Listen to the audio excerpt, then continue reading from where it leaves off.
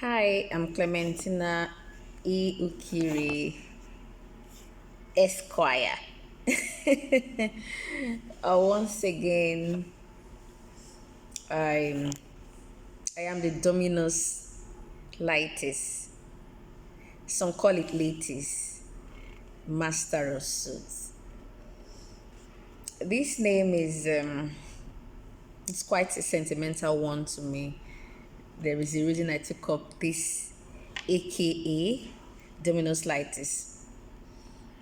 There is a core reason for that. That is for another video and for another time entirely. However, the significance of that name to me and my practice as a lawyer is the fact that it reminds me of my path in this career, which is dispute resolution at its core. So, in the process of my practice, I get this question asked to me quite often. The question is, Clementina, you must be a feminist. Are you a feminist? One is a conclusive statement, and the other is a question. So it is more like, I perceive you to be a feminist. Please confirm to me that you're a feminist. It's so interesting. Well, for the simple meaning of feminism, at its simplest, most natural form, Clementina is a feminist. Feminism is an ideology and a movement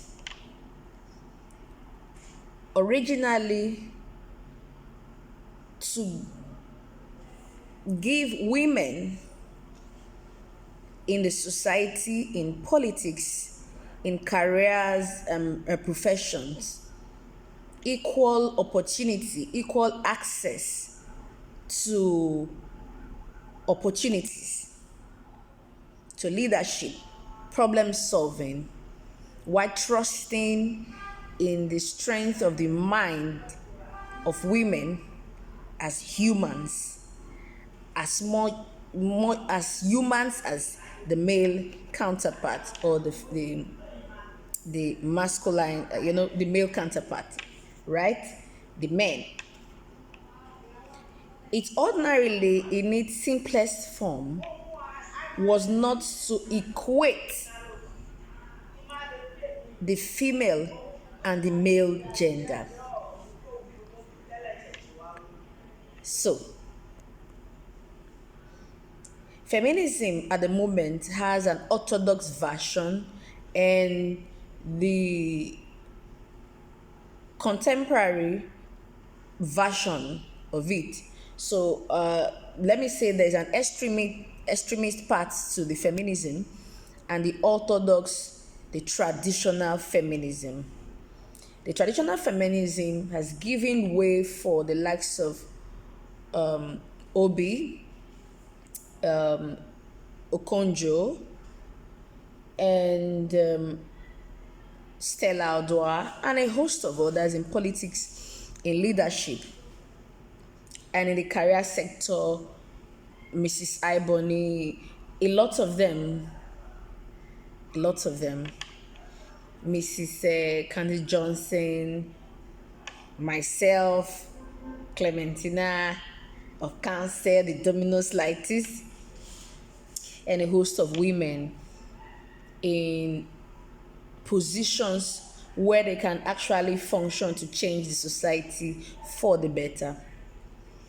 And I must state that the difference between a man and a woman is very fundamental.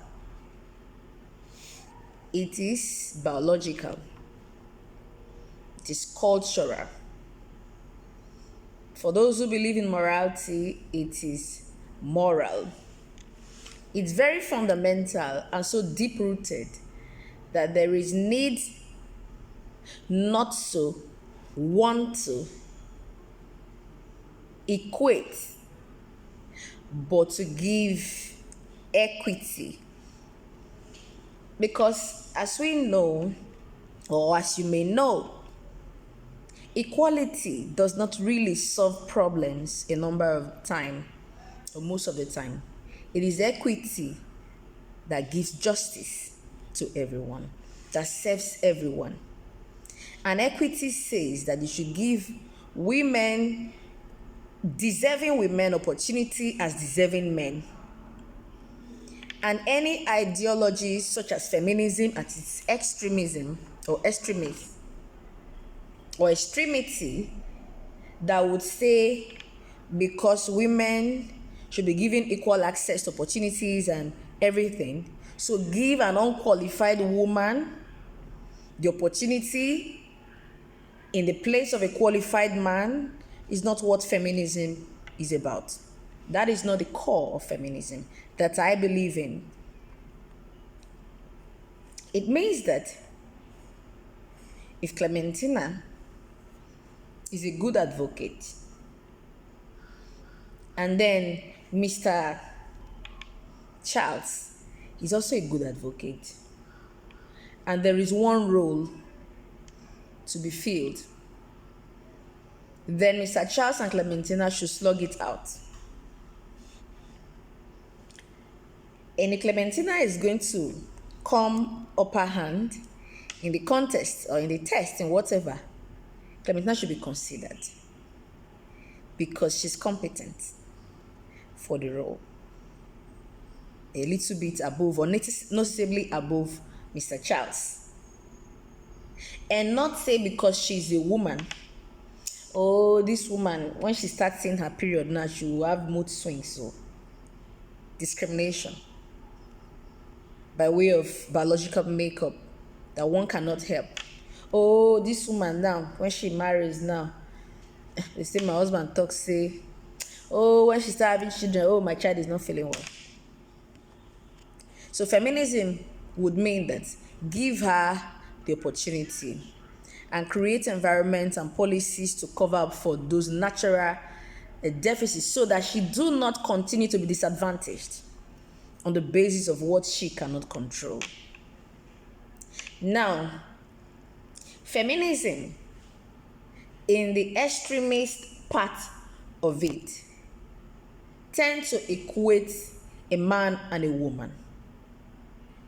But what differentiates a man and a woman is biological, cultural, and sociological. For example, if there is a saying, what a man can do, a woman can do better or something. That is a bit, it's a joke, right? Because the roles sometimes sociologically is what defines a man and a woman. A man is naturally built to do hard work and physically assertive kind of roles and jobs and duties and obligations, which women do not do. But when a man is at the rooftop as a carpenter, fixing the zinc for a newly constructed building, a woman can say, I have drawn out the structural engineering of this work. Look at it. You can use this pattern, this structure that is on paper to do it. And I can tell you, well done. Thank you. And also, I can also give you water to drink while you are up there. Roles, symbiotic roles that complement each other, not strife of superiority. In recent times, from my observation, I have observed that women in academics have done so well, almost beating the male gender. And Physiologically and psychologically, I could understand why women are likely to do so well in academics and bookwork, because essentially they ordinarily would not be very physical and not going and distracted with things. So when they sit put, they read, they study, they think critically, so they have solutions. That is why a man that truly listens to the advice, the wise counsel of the wife, they go very far in life.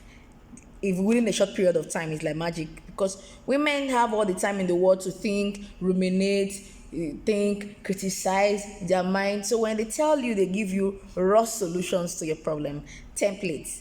They are not playing. They don't have time for asserting themselves physically, and as such, women naturally also by default tend to multitask a lot, because the mind is very strong. You see a child dragging their mommy, husband, food. Oh, I forgot something. Oh, I'm going to send it to you. Oh, let me just wash the plates. And they still are comported and well put together, still deliver the best in all of these subtractors of their lives. So, feminism is a situation, to my belief and understanding and practice, where we complement each other. The roles complement each other. Where we can match pari passu, yes, we can do that.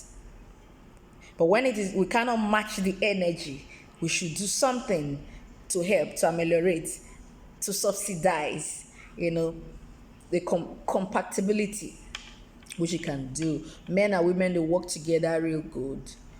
In short, it is in the open people's courts or parlance, public parlance, that when a man is a boss to a woman, they flow well. When a woman is a boss to a man, they flow well. They tend to work together. They understand each other. So it's quite a beautiful experience. And that's that for now.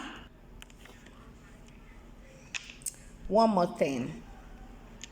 I've had conversations with a very senior lawyer, Billionaire Silk, in a period of a tete-a-tete with other lawyers together in the conference hall. And we strayed into the topic of feminism and patriarchy, whatever you want to call it. And he noted something. He asked all of us a question, and my response to him triggered something. And he told me, Clementina, I'm disappointed at your responses. Do you know women are the proponent of patriarchy? I said, really? But it's a man thing, the subjugation over time, relegating women to having babies and this, that. He said, that women are the tools with which men perpetrate patriarchy.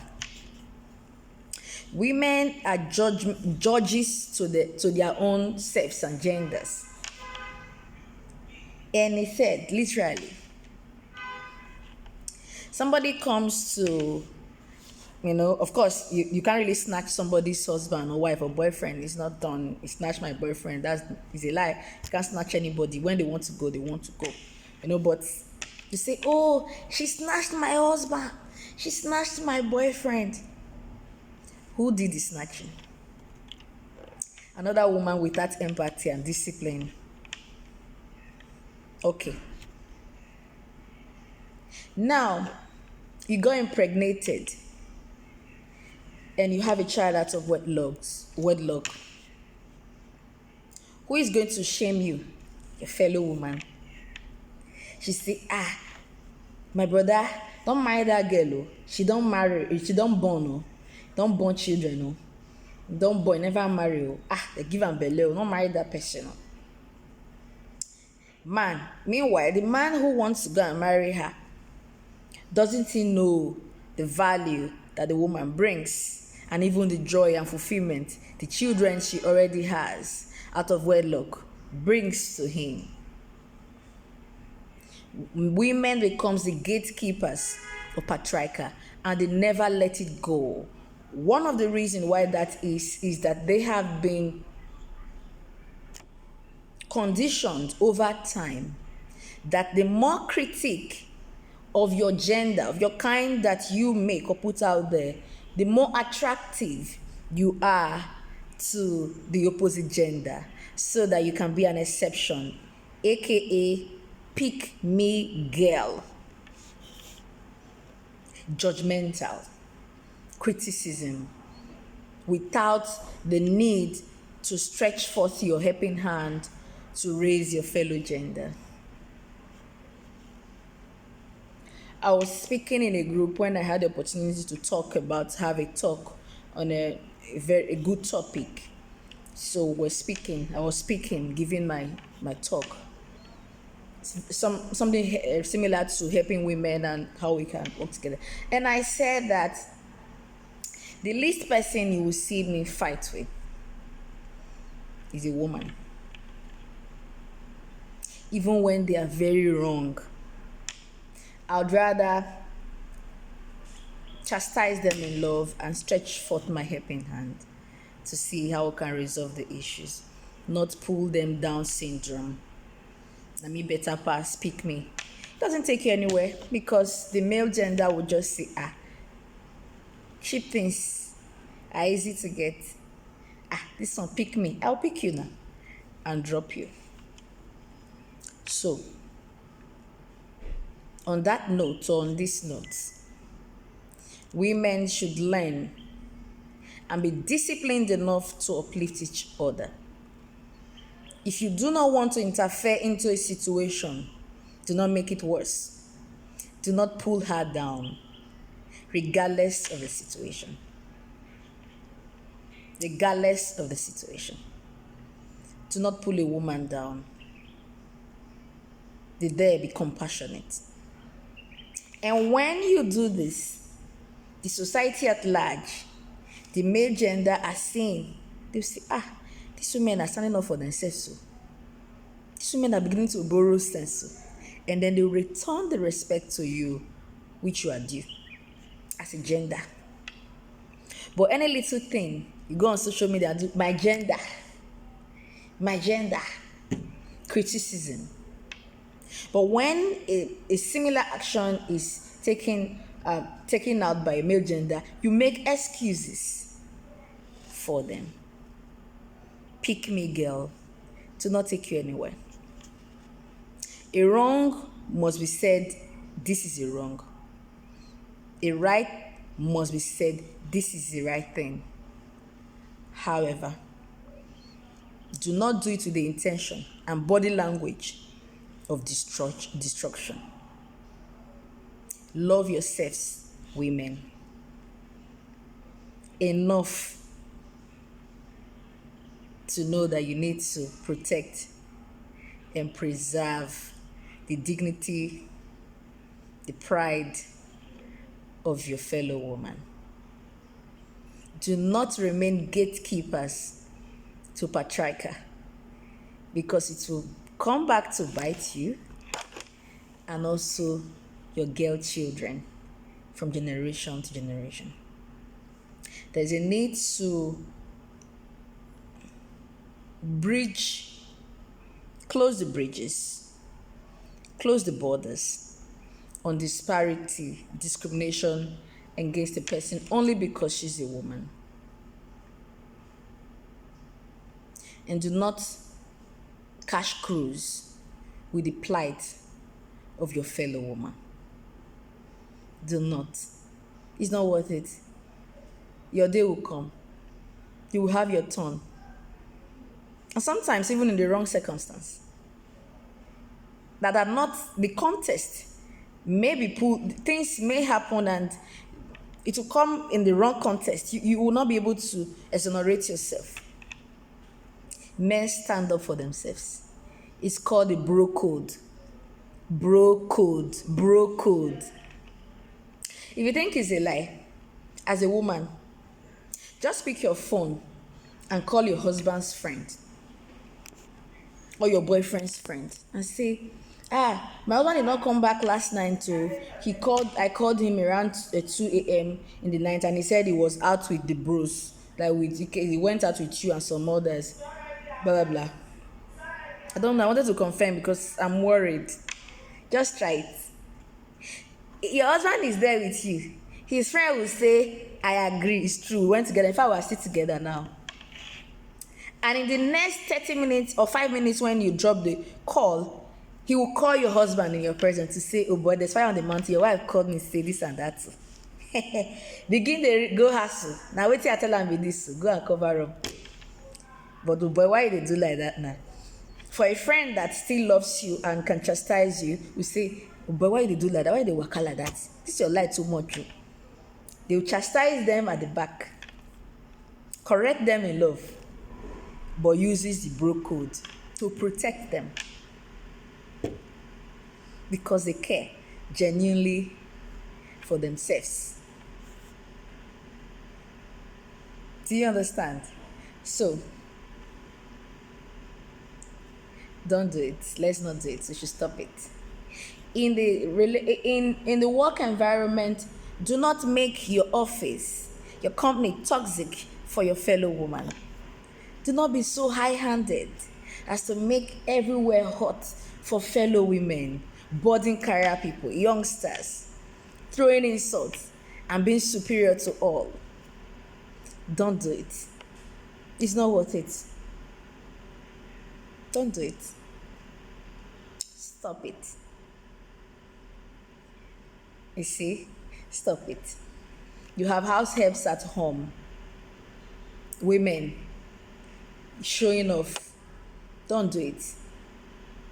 Thankfully, I have only brothers, so I know how to deal with my boys and all that. And then for us in core career practice, there is time for everything. We should know when to switch to our normal selves, and a time to all be logical and factual for the purpose of the work and in the fora that you are. When we go home with our families, with our friends, with our colleagues off work, let's make it loving. Let's bring our maternal, nurturing nature, the healing part of us. So, thank you for listening to this ramble rumbling. I remain your girl Clementina.